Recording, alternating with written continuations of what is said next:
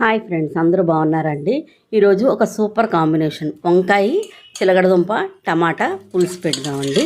కొద్దిగా వంకాయలు తీసుకోవాలి, ఒక పావు కేజీ వంకాయలు తీసుకోండి. రెండో మూడో చిలగడదుంపలు, అలాగే ఒక 3 టమాటాలు, ఒక ఉల్లిపాయ, ఒక పచ్చిమిరకాయ తీసుకుని ముక్కల కింద కట్ చేసుకుని కుక్కర్లో వేసి ఆ విధంగా 2 గ్లాసులు వాటర్ పోసుకోవాలండి. 2 గ్లాసులు వాటర్ పోసుకున్న తర్వాత ఈ ముక్కలన్నీ సరి చేసుకుని మనం కుక్కర్ మూత పెట్టేసి ఒక 2 విజిల్స్ రానిస్తే సరిపోతుందండి. ముక్కలు బాగా ఉడికిపోతాయి అన్నమాట. తర్వాత మనం ఒక చిన్న నిమ్మకాయ సైజు చింతపండు తీసుకుని శుభ్రంగా కడిగి నీళ్లు పోసి నానబెట్టుకుని అందులోంచి పులుసు తీసుకోవాలండి.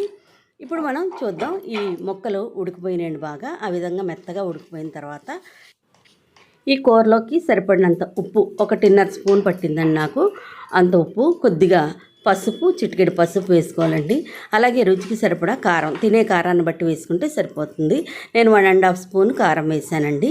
ఈ విధంగా ఈ 3 కూడా వేసుకుని కలుపుకోవాలన్నమాట ఒకసారి. తర్వాత మనం తీసుకుని చింతపండు రసం కూడా పోసేసి ఒకసారి కూర అంతా కూడా బాగా కలుపుకొని కొంచెంసేపు ఉడకబెట్టుకోవాలండి. కొంచెం ఇష్టమైతే బెల్లం ముక్క వేసుకోవచ్చు అనమాట, లేకపోతే స్కిప్ చేసేయండి.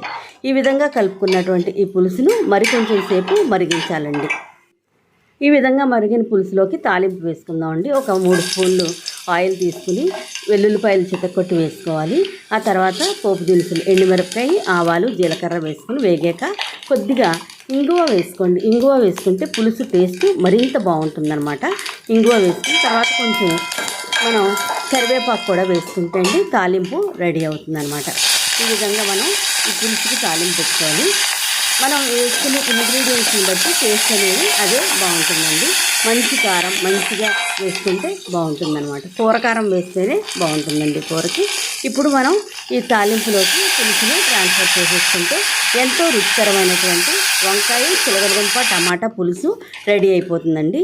ఆ పులుసు అంతా వేసేసుకున్న తర్వాత ఒకసారి అలాగా తాలింపులో మొత్తం కలిపేసుకోవాలన్నమాట.